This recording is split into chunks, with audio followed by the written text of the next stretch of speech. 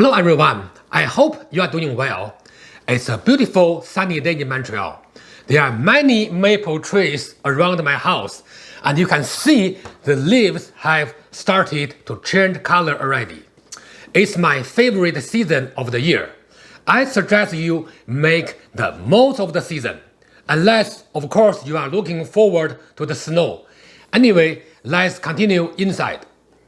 Although the weather is amazing, things have taken a turn for the worse in many parts of Canada, including Montreal.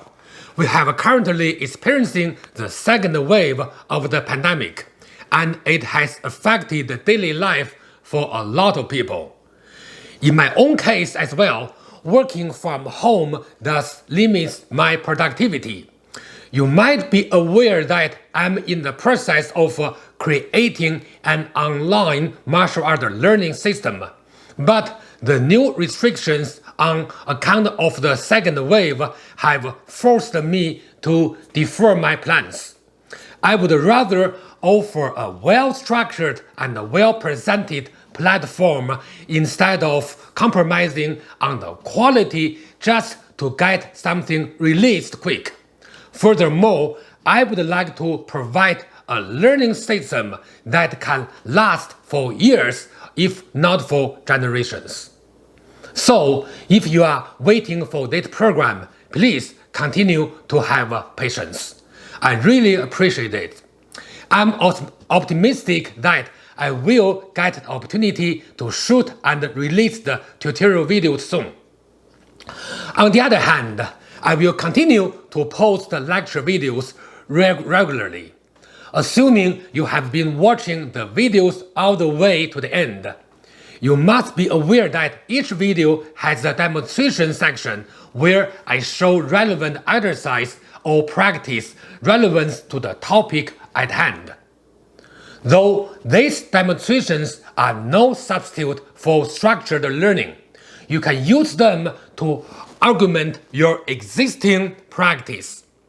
Even if you have no prior martial art experience, it would not hurt to follow the demonstrations. But please make sure you are physically able to practice them. When in doubt, consult your physician and proceed with caution. In other words, I'm not legally liable. In my prior videos, I have talked quite a bit about Confucianism, but so far I have not talked about any personalities who criticized it. Today, I will talk about one such personality and how his philosophical concepts influenced martial arts. But first, a little bit of background. Throughout Chinese history over the past 2,000 years, Confucianism has been the dominant system governing society. The reason I use the term dominant is that for more than the last 2,000 years, everything from the government to civil society was created, managed, and evolved based on Confucianism. In other words, any school of thought that was against Confucianism would be considered radical or unorthodox. Keep in mind that for thousands of years, China was an agricultural society and maintaining social stability was always a challenge. This was a major, if not the only, task of the royal courts. In one of my prior videos, I mentioned Dong Zhongshu when I introduced Confucianism. Dong Zhongshu suggested that Han Emperor Han Wudi adopted Confucianism as the governing ideology. However, after about 200 years, Wang Chong publicly criticized Confucianism in his works. Wang Chong was a philosopher, astronomer, scholar, thinker, and a very important figure in Chinese history due to his contribution to Chinese philosophy. Today's video will focus on a few concepts from Wang Chong's philosophy. Topics covered in today's video include: first, Wang Chong and his philosophy. Second, Xushi in Chinese culture. Third, Xushi in martial art training. Fourth, Xushi principle. Fifth, demonstration. And sixth, takeaways. So let's get started. Topic 1. Wang Chong and his philosophy. Wang Chong lived during the Eastern Han Dynasty from 108 BC to 50 AD. He is considered an important figure in the materialist and skeptical philosophical system in China. His main literary work, named 论衡, or Critical Essays, was a collection of his work on physics, astronomy, ethics, methodology, and criticism. The essays of the 论衡 questioned and criticized common views on all areas of philosophy and physics and oppressed traditional philosophical texts. His rational, secular, naturalistic, and mechanistic approach in understanding the world and human beings made his concept unique in Chinese history. Scholars believe that Wang Chong's system was originally based on Taoism. However, during his lifetime, Taoism had long since degenerated into mere superstition and magic, while Confucianism had been the state religion for about 150 years, and both Confucius and Lao Tzu were worshipped as gods. Especially around his lifetime, belief in ghosts was prevalent and the practice of feng shui ruled people's lives. Wang Chong criticized this practice and gave a rational, naturalistic explanation of the world and the role of human beings in it. In his metaphysics, he believed that all changes in the universe were due to the simultaneous movement of the qi, or vital energy. Also, qi was created by Tian, or heaven, but in a rather passive or subconsciously manner. Furthermore, he attributes all the motion, including human characters, which can be considered motion of the mind, to qi, since different kinds of qi were responsible for different kinds of events or characters.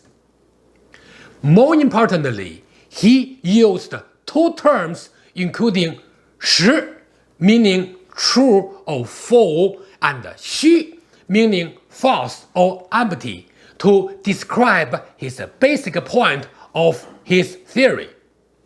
For example, consider one of his famous statements: 俗之性，好奇怪之语，说虚妄之文，何则？实不能快意，而华虚惊而动心也。是故才能之士，好谈论者，增益时事。This translates to: it is the nature of the common people to enjoy strange stories and sayings, to delight in empty and absurd writing. Why is this? The truth isn't easily believed, but flowery and empty speech astounds the hearers and excites their minds. This is why scholars with talent who enjoy discussion embellish and exaggerate the truth about affairs. In his above statement, he uses the word 虚 and 实 to indicate two opposing things. 实 is the precise truth, while 虚 is the embellishment, appears attractive but not reality at all. Therefore, he used the term 虚 and 实 to differentiate between truth and falsehood, or reality and embellishment in the development of the early theory of truth. To summarize, Wang Chong was the first historical figure to use the term Xu and Shi in a philosophical context to explain his system. Bear in mind, this video is not for deep diving into any philosophy. Instead, I'm only introducing the philosophical and the cultural context of principles used in the internal styles. So, on to the next topic. Topic 2. Xi Shi in Chinese culture. In the previous topic, I mentioned that the term Xi and Shi were used in a philosophical context in ancient China. Undoubtedly, Xi Shi has had a great impact on Chinese aesthetics over the years, and the meanings of these two terms have evolved over time as well. For example, Xi means emptiness, while Shi means substance in Chinese art and literary theory. Xi Shi is one of the most frequently used terms in Chinese aesthetics. In Chinese arts, a balance between the empty and substantial forms can be found in almost every aspect. Also, Xi Shi serves as a conceptual framework in poetry, painting, calligraphy, landscape, and many other arts. Taoism and Buddhism focus more on the Xi aspect, while Confucianism focuses on the Shi aspect.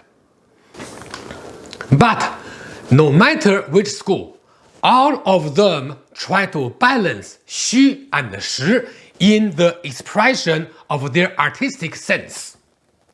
Let me take Chinese painting as an example to explain the concept of the Xi and Shi. In traditional Chinese painting, there are three important relationships that an artist must pay attention to in their work. They are main topic and subtopic, Xi and Shi, and finally, density and spacing. Sometimes, artists just use the term Xi Shi to collectively represent all three relationships. In other words, the relationships between main topic and subtopics and the density and the spacing are just another expression of Xi and Shi. To have a better understanding of this concept, please see some of the paintings on the screen by paying attention to the Xi and Shi concept in these works.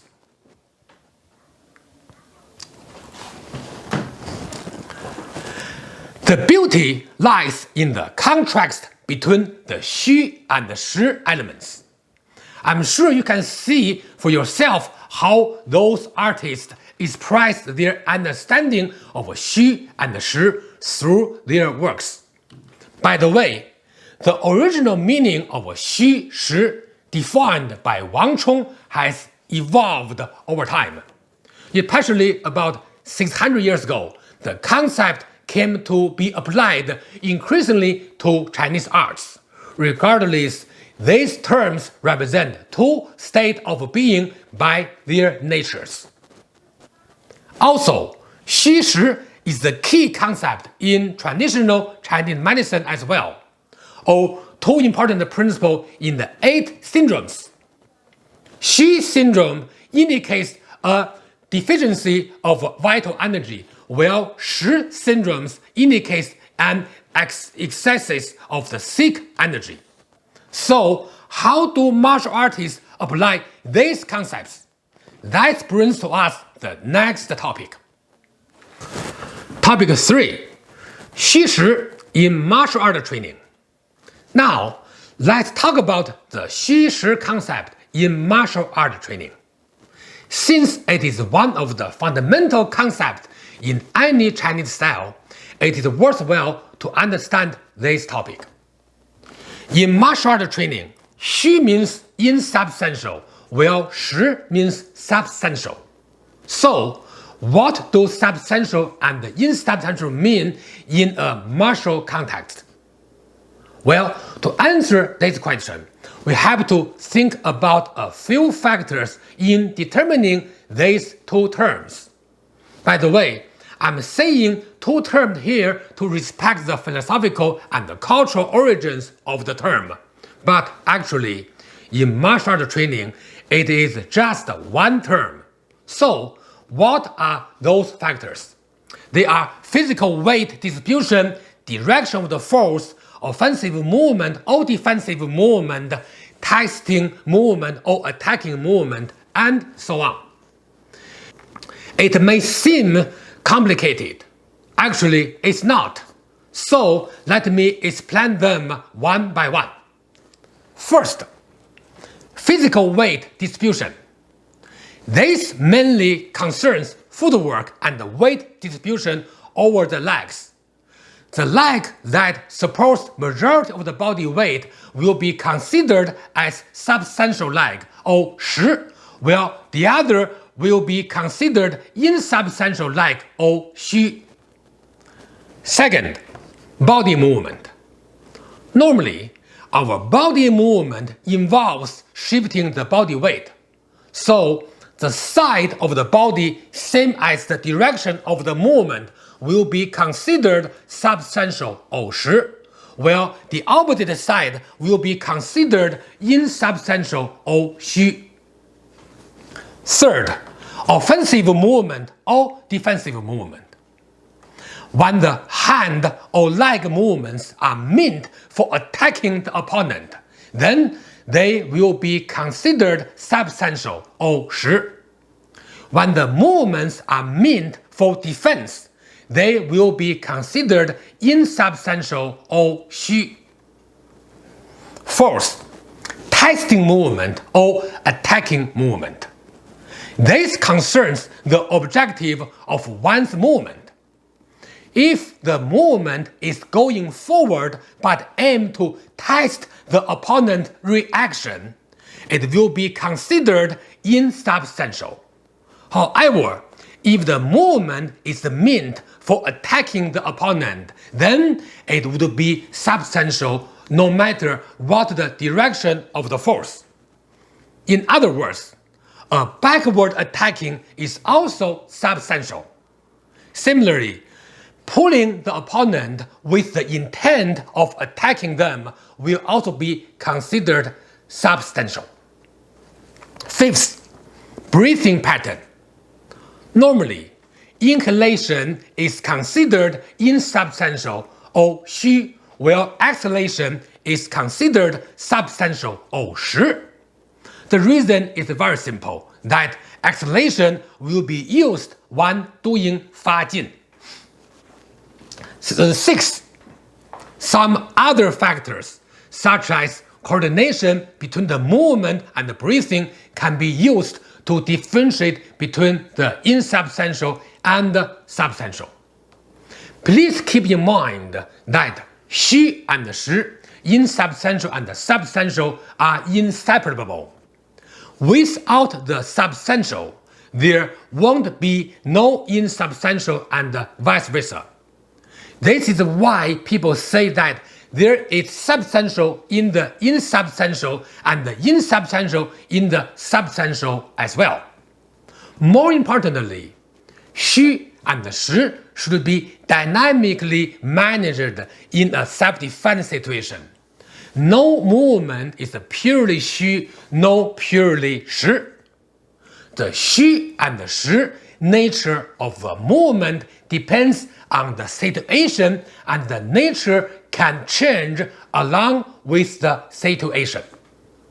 For example, when you try to test the opponent's reaction, your movement is considered a 虚 movement.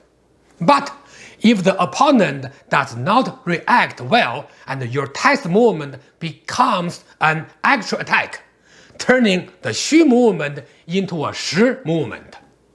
Therefore, 虚实 concept is important in any martial art, whether internal or external, Chinese or non-Chinese. Chen Xin, a Tai Chi scholar and one of the best Chen-style Tai Chi masters in history, mentioned in his book 太极拳 Illustration, 开合虚实即是拳经, or opening and closing and substantial and substantial are martial principles. He also said that 一处有一处虚实, or every movement should have insubstantial and substantial aspects.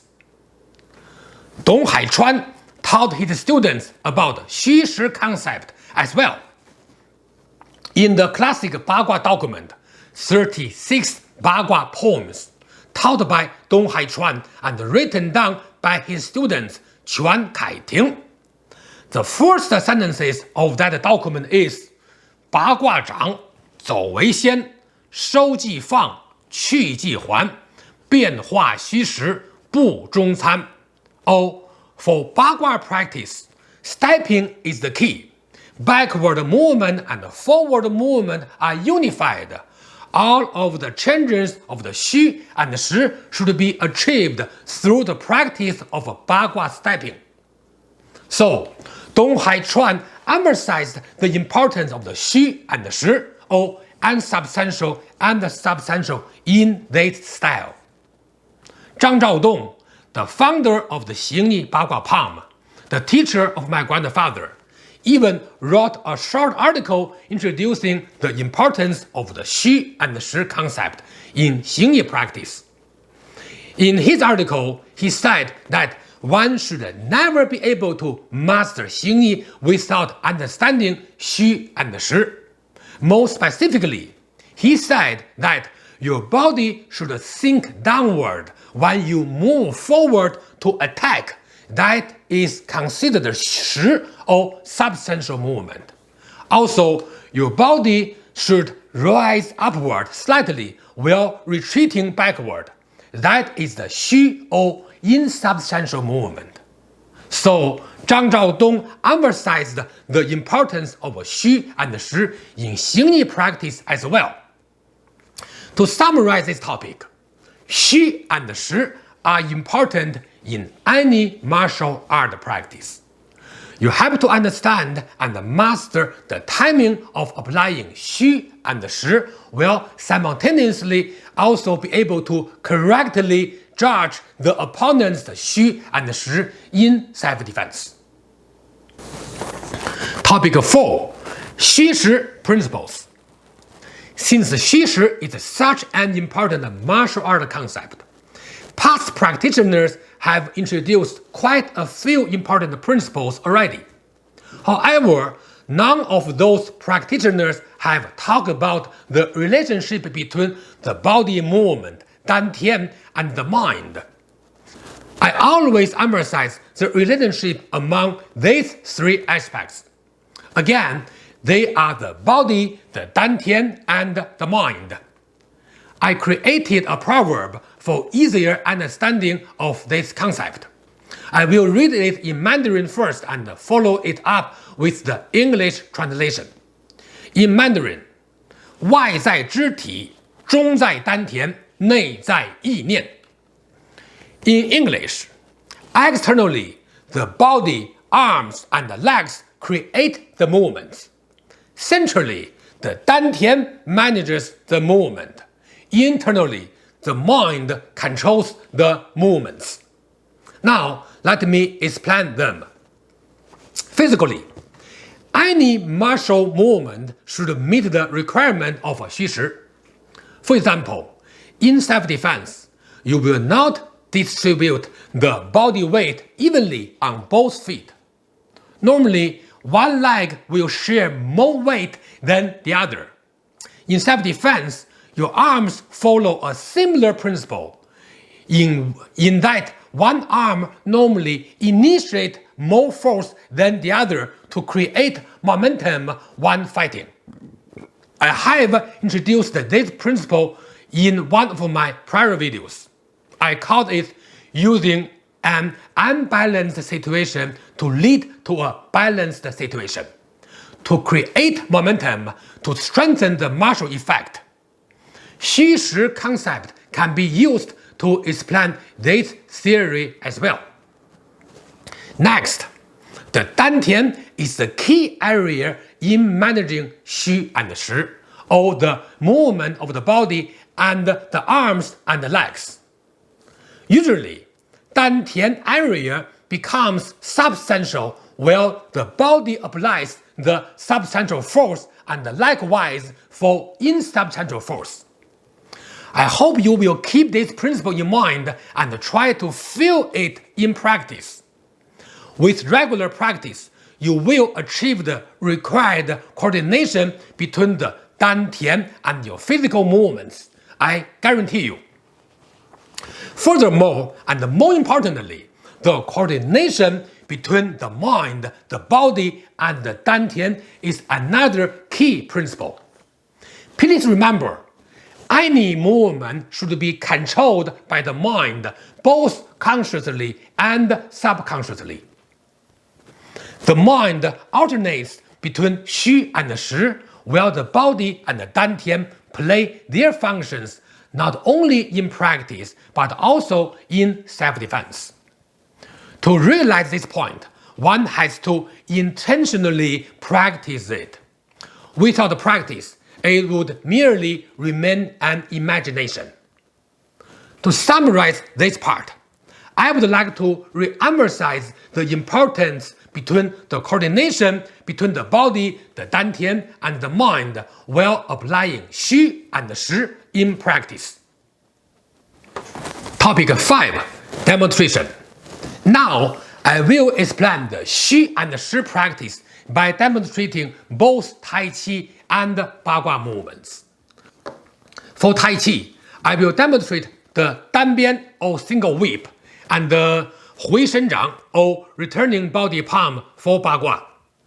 Please keep in mind that since Xi and Shi are interchangeable during application, what I will demonstrate is only one of the practical expressions of Xi and Shi. There's no fixed pattern of Xi and Shi in application.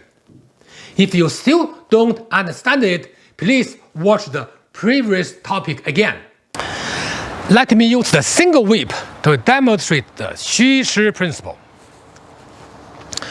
So, Shi, Xi, Shi, Xi, Shi, Xi, Shi, then neutral. Okay, let me use one of the Bagua 8 big palm to demonstrate the Xi-Shi principle in Bagua routine. So let's say start from here. Then we start to walk. Then at a certain point, Xi, Shi, Xi, Shi, Xi, Shi, Xi, then Shi, Shi, Xi, Shi, then Shi, then Xi, then Shi.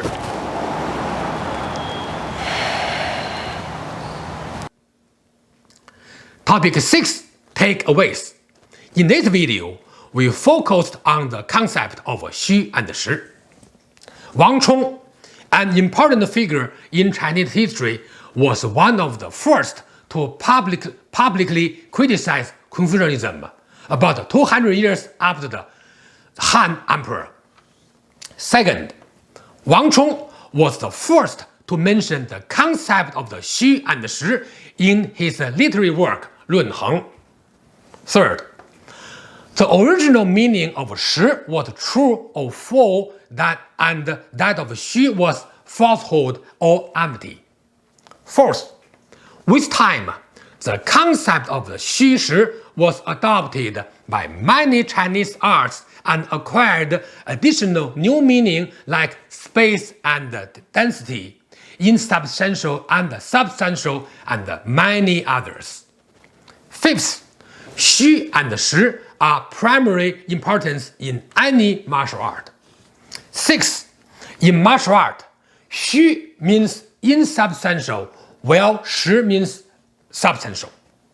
7th, a movement can be 虚 or 实 in nature based on the intent, whether test or actual attack. 8th, a movement's nature can change from 虚 to 实 and vice versa based on the opponent's response. 9. Externally, the body creates 虚 and 实. Centrally, the 丹田manages 虚 and 实. Internally, the mind controls 虚 and 实. 10. Check out the demonstration section for some practical expression of 虚 and 实. That's end today's topic. Thanks for watching and see you next time. Enjoy your practice.